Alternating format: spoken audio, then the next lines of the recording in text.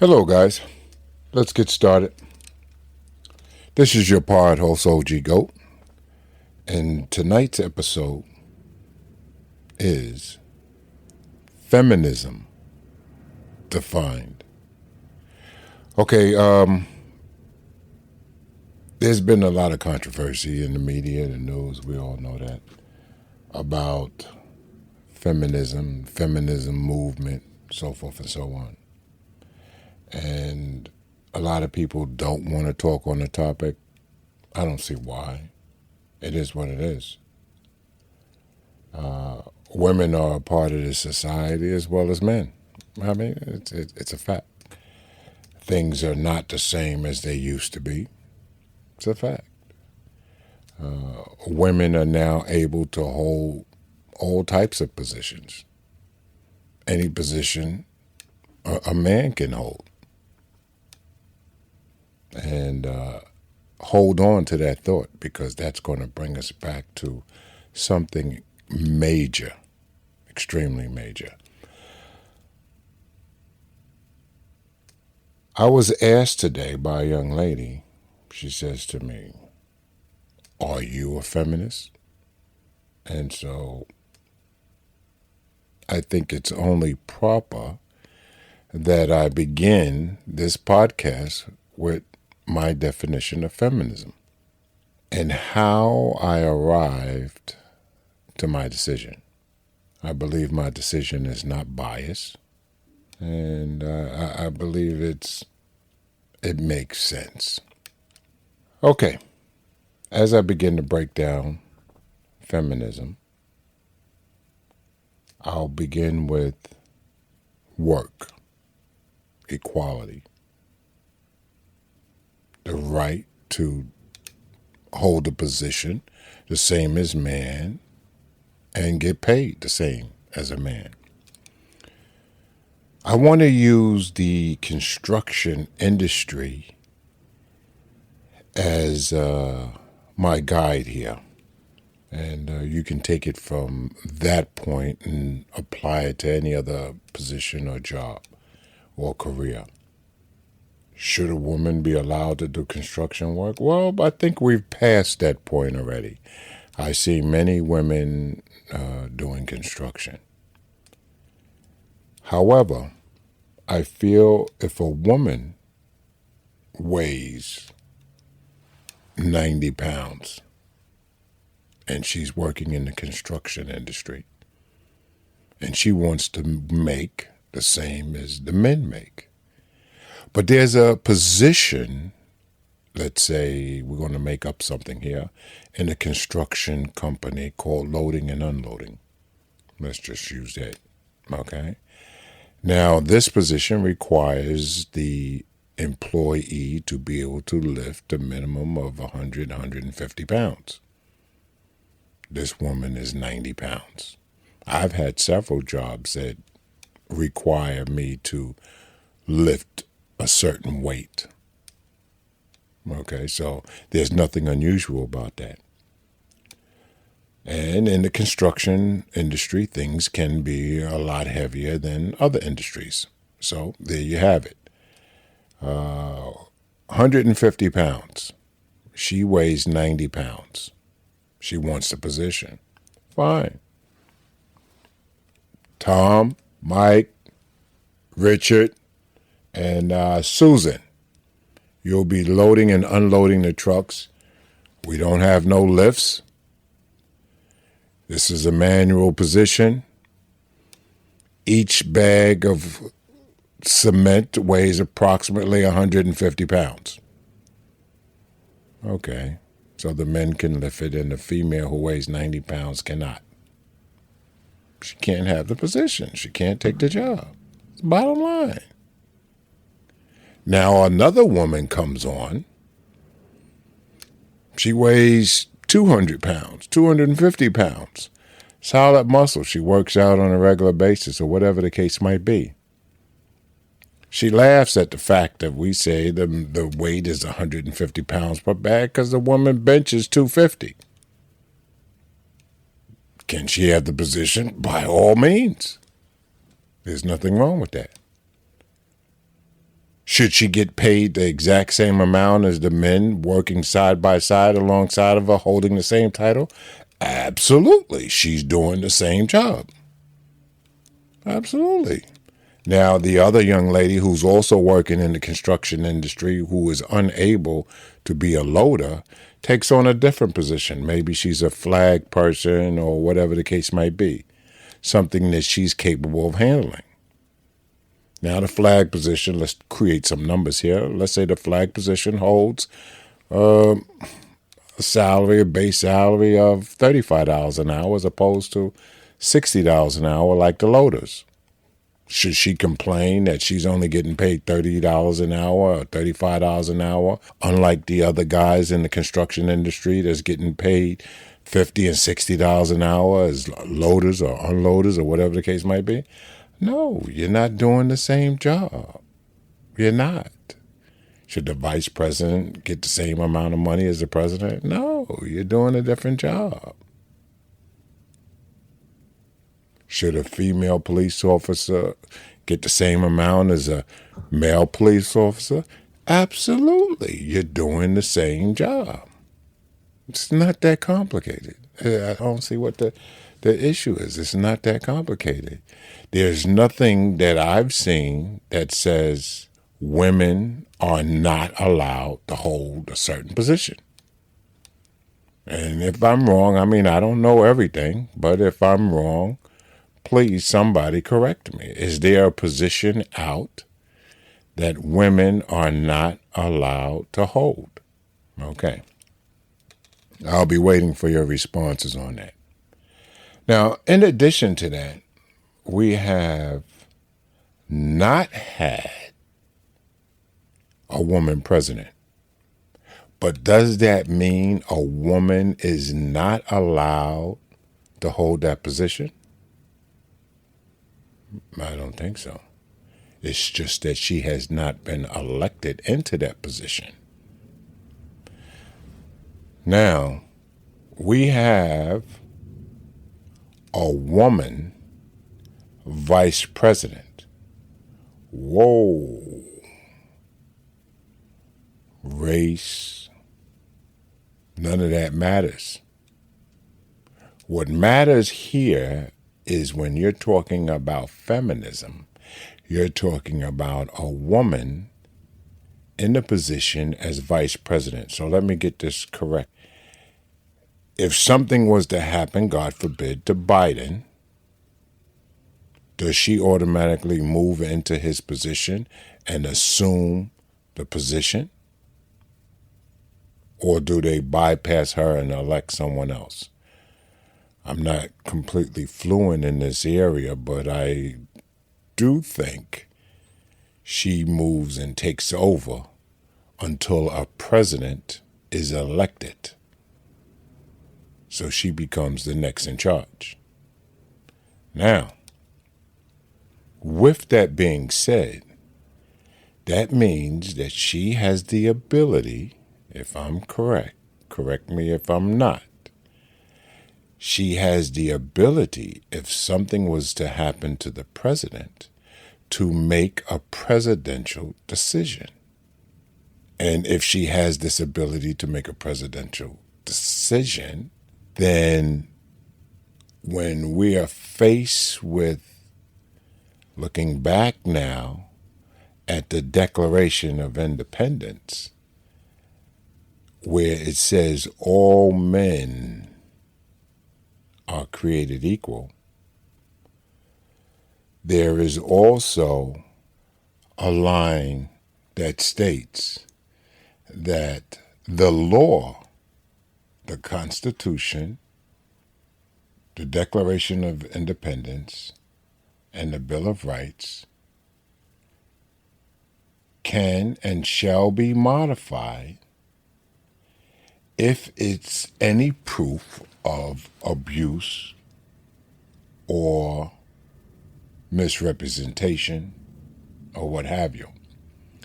And those that have the power to modify this would be your House of Representatives, Congress, the President, all of which positions are available to women. So, with that being said, a woman has the power to enforce and modify the Bill of Rights, the Declaration of Independence, especially if she's president of the United States. So if I go to the amendment of the Bill of Rights, Amendment 24, it states, Section 2, the Congress shall have the power to enforce this article, and doesn't deny the woman that position. A woman could be that, have that position in Congress. Of course, you need I think it's a 3/4 majority, but there's no way a woman could partake in the decision-making of legislation and not be allowed to hold a position. That wouldn't make sense. Not in my book, anyway. The right of citizens of the United States to vote in any primary or election for president. Note, it said citizens. It didn't say man or male. It said citizens, which would include male and female, unless there's a distinction. In other election for president or vice president. Section 1, in case of the removal, Section 1, Amendment 25, in case of the removal of the president from office or of his death or resignation, the vice president shall become president. I think that solidifies what I spoke about earlier. So, with this being said, when we go back to the Declaration of Independence and it states that all men are created equal, I get the eerie feeling that, and after reading the Declaration of Independence, that it applies to, it's referring to men, not women. And for that reason, you have women in charge. You have women who are vice president. The first woman vice president has the power, if something was to happen to the president, to make a change. And I think this needs to be changed. Let me see something here.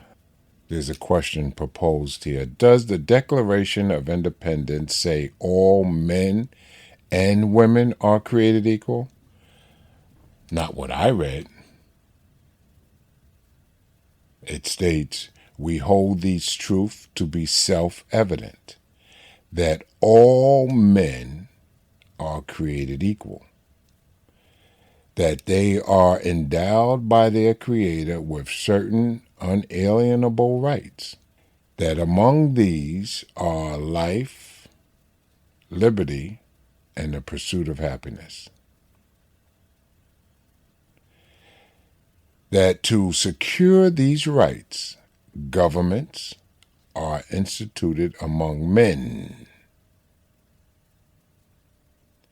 Now this word here, men,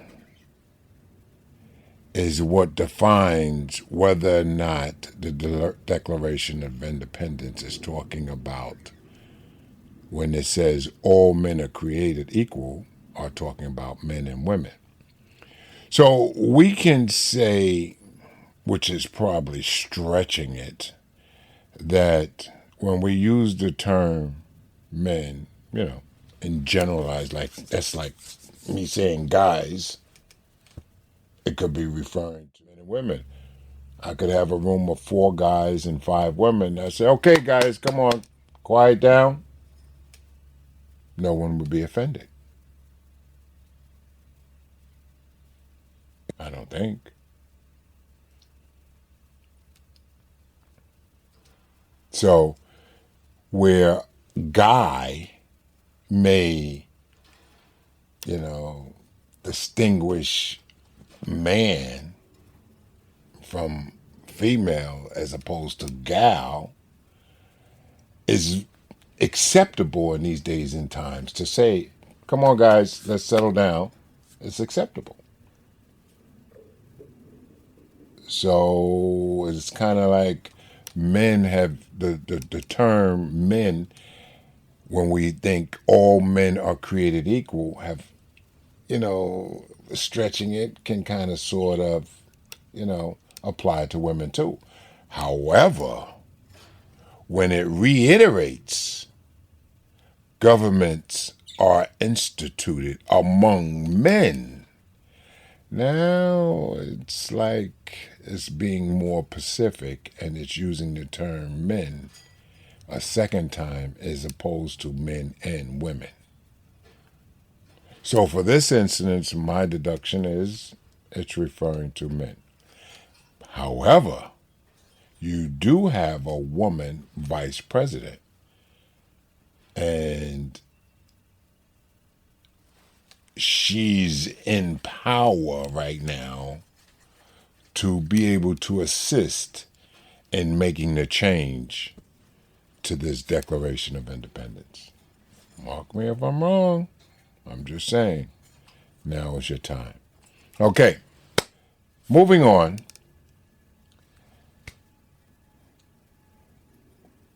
When you talk about a woman and a woman's health, Roe versus Wade or whatever, the right to have an abortion, all of these is women's rights, okay? And this is the way I feel about it. At a certain point, if a woman is pregnant, let's say, she lays down with a guy, she fell in love with the guy, yada yada, she gets pregnant. She goes for a pregnancy test, I guess 2 weeks later, or a week later, 2 weeks later, and she finds out that she's pregnant. At this point, is it classified as a human, as a baby? Well, let's just Google it so we have some facts that we're going on. Let's type in, let's go to Google here for our info for a second here. At what stage of pregnancy, is a fetus considered a baby? How about that? Let's go with that. The fetus becomes a neonate or newborn at birth. It may not be common to hear a pregnant person speak about their embryo or fetus in those terms, but we can all choose to use the words we are most comfortable with. A better understanding of an embryonic or fetal development can expand our word choices. Okay, they have an image here, very interesting. An image. Sadly enough, there's no timeline on the image, but it shows the development of the child. Okay, I was told that some people feel once it has a heartbeat, it's considered a baby. Okay, some people say once it's fully developed, it's considered a baby.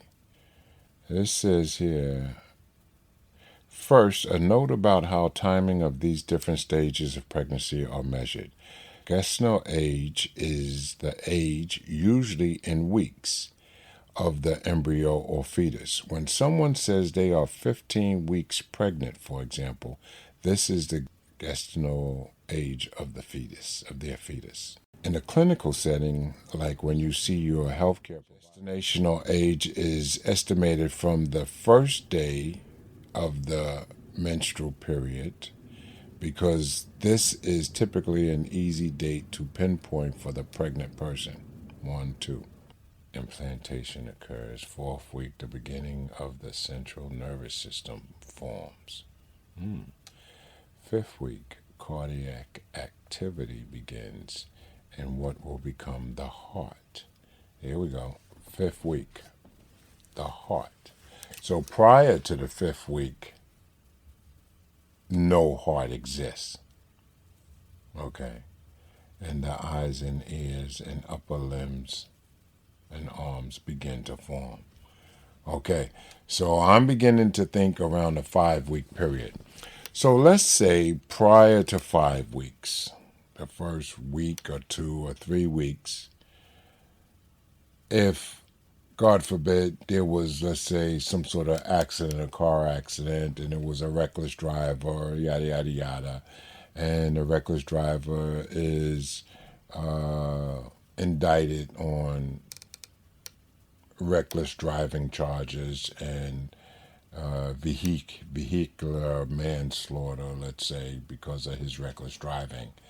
Now, is that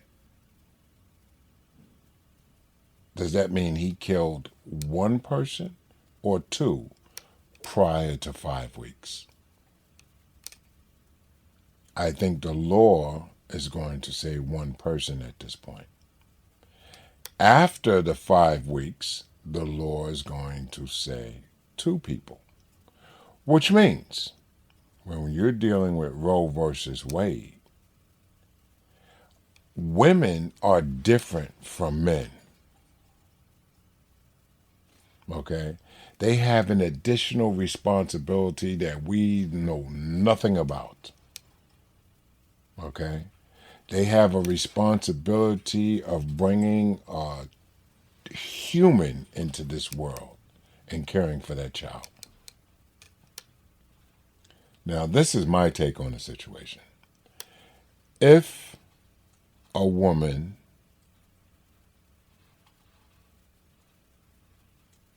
is carrying a child, at the stage that that child is considered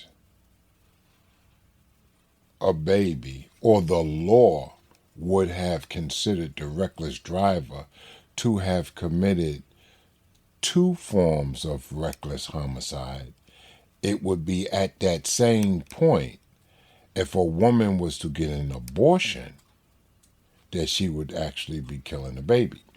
Now, prior to that, if that point is at the 5-week period, prior to that, it's not, and she should be more than welcome to have an abortion. Now, once it hits the 5-week mark, let's say there is something else that plays a part here. What type of pregnancy was it? Was it a warranted pregnancy, or was it an unwarranted pregnancy? Now, if she chose to lay down with the guy and they was planning to get married, or boyfriend and girlfriend, or sleeping together, now I think you run into some sort of legal issue, and this is where the law should step in, because even though it's a woman's body, it's not just her body, and the law is protecting the rights of the child. Because at this point, it's formed, or whatever the case might be. So this is why the law has to step in at this point, because it's not just a woman's decision. Now there's a child involved. So you just can't just go killing. If that's classified as a child at 5 weeks, if a child was born and the woman just killed the child, she would go for murder or homicide. It would be classified as homicide. So if it's a child at a certain number of weeks inside the womb, then the same should apply, because the term child still exists. Simple. Now, if it's an unwarranted birth, for whatever reason, And something unspeakable was to happen to this woman, and she finds out that she's pregnant. A police report must be filed immediately, which will now give her the right to go to a hospital and have an abortion. That's just my take on it, guys. I mean, don't curse me out or whatever the case might be, but that's the way I feel it should be broken down. So in terms of Roe versus Wade, that's how I feel it should be broken down. Now, it seems to me that in today's society, when they argue Roe versus Wade, they're arguing something slightly different than what was the original topic. Now it has evolved into a woman's right and a woman's body. Well, wait, hold on now. Let's not get away from what's actually happening here. I definitely don't want to take nothing away from the woman because she's 100% right. It's her body. But we're not just talking about a woman at this point. We're talking about a woman and a child. For that reason, the law must step in to protect the child's rights. You just can't just kill another human being. Once it's classified as a human being, you just can't kill it. If it's an unwarranted birth, there should be a way that a woman, because she should not be allowed or forced to have a child that was unwarranted or happened upon some unfortunate situation. No way. Come on, knock it off, people. There's no way. So stop the nonsense. Come on now. Moving right along, in terms of politics or anything else, a woman is equal to a man. In terms of job and everything else, she's equal to a man. And she has the right. She has the right to vote. She has the right to hold position. She has the right to make the same amount of money as a man if she can do the same job as a man. She has a right to become president of the United States if she's elected as president or vice president or whatever the case may be. She has that right. There's no reason why she should not have the right. She has the ability to think. She has 2 hands, 2 legs, just like men. The only thing that plays a slight difference is she's able to bear children. And that child now divides her decision making and her rights into 2 parts. There's the right of the child and the right of the mother. There's whether or not it was warranted or unwarranted. And this is the way this should go down.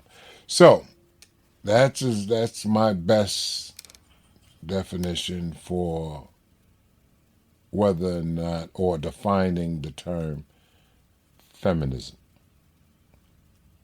Women are created equal with the exception of when it comes to having a child and what stage the child is in. Okay, guys, moving right along. That's my interpretation of this definition of this topic. I did the best I could on it. I'm sure a lot of you can do a lot better than I have. And some people are scared to speak on it. But, if I am not as well versed in this topic as other people, the topic still weighs on my mind. And I would love to hear a more educated or other people's opinion on the exact same topic. Okay, guys. With all things considered, everything we spoke about, I had a conversation with a friend of mine, and he brought up an interesting topic. So, after our conversation, he sent in his message about the situation, and he added a slight twist. Okay, we've been talking about the woman's right to do this and the woman's right to do that. During our conversation, he says to me, and his name is Eddie, by the way, what about a child? What about a child's right? So let's dive into this for a second and elaborate a little bit more about what Eddie's point of view is. Eddie agrees that, yes, a woman has the right. But his point here is, what happens if it's a minor? What happens when a male and a female minor, let's say for an example, get together and have sex, the young girl gets pregnant? Where does her right stand? Now, does she have a right to an abortion, as we're talking about women have the right to have an abortion? And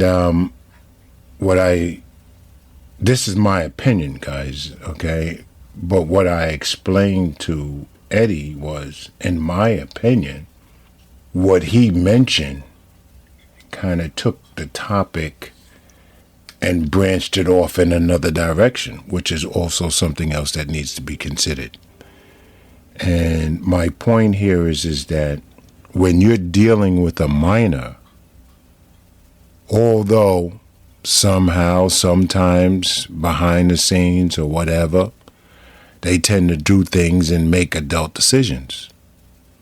Well, this adult decision will require an adult's solution. So with that being said, yes, the child has rights to do different things. Rights to go to school, rights to do this, rights to that. Of course, yes. But when it comes to having an abortion, this is an adult decision because it was an adult act. So for that reason, the child cannot fall under the same classification as woman's right, or a female child cannot fall under the same characteristics as women's rights because she's a minor. So what we have to do is, yes, she has a right to have a decision made, but she's not old enough to make that decision.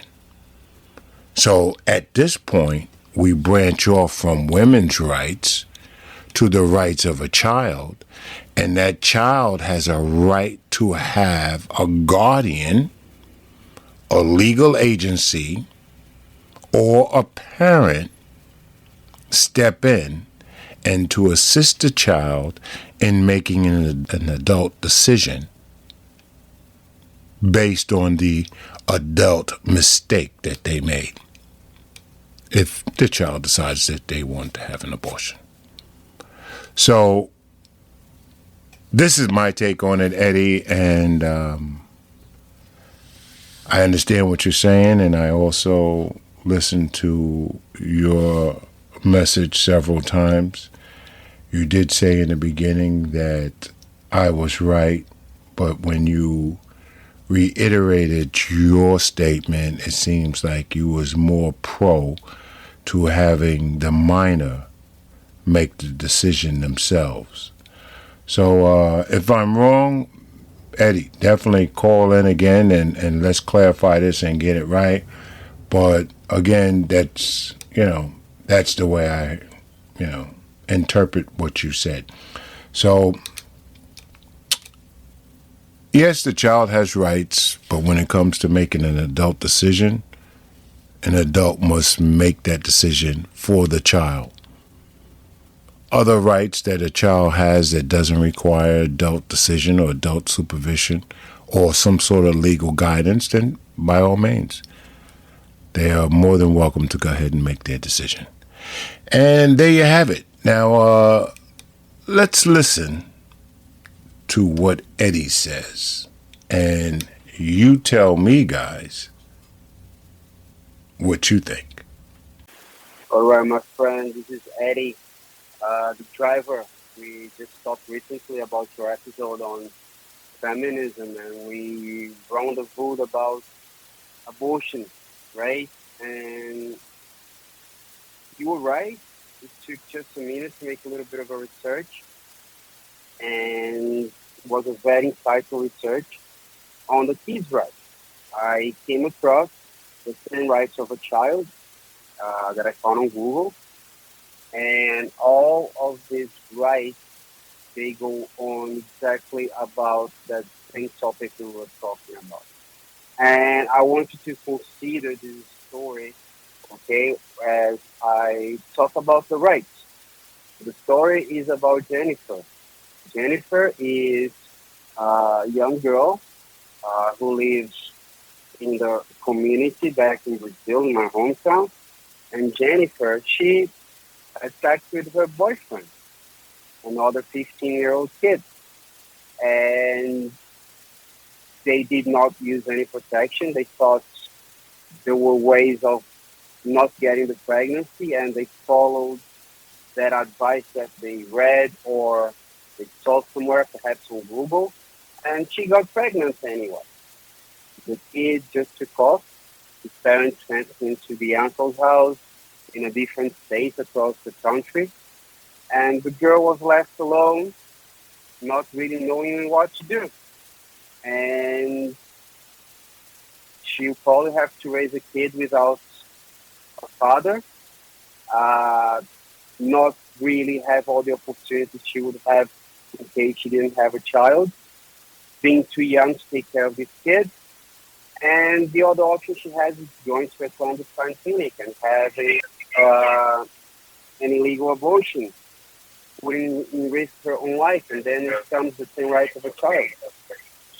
They have the right for education so that they won't make this kind of mistake. They have the right not to be discriminated, not discriminated perhaps for being a young single mother or for making the choice of not having that baby that would maybe perhaps ruin her life or her future. She has the right for health in case she decides to go with the abortion, right? That goes also with the right to life, to continue to be alive, the right to a personal identity. She has the right of protection. She needs to be protected as a kid and not go through any abuse, being mental, emotional, or physical abuse. She has a freedom of thought. She has a freedom of having her own opinion about the matter. She has the right to equality. Like the father has had his case from the problem. Why can't she not have a problem, have a remedy for her own problem? And those are the 10 rights. And they go about the subject perfectly. And that's the open to having this conversation if you want to do this live. But yeah, thank you for the conversation. It was very fruitful. I had a lot of fun. Have a good day, my friend. This is your pod host, OG Goat, and thanks for tuning in.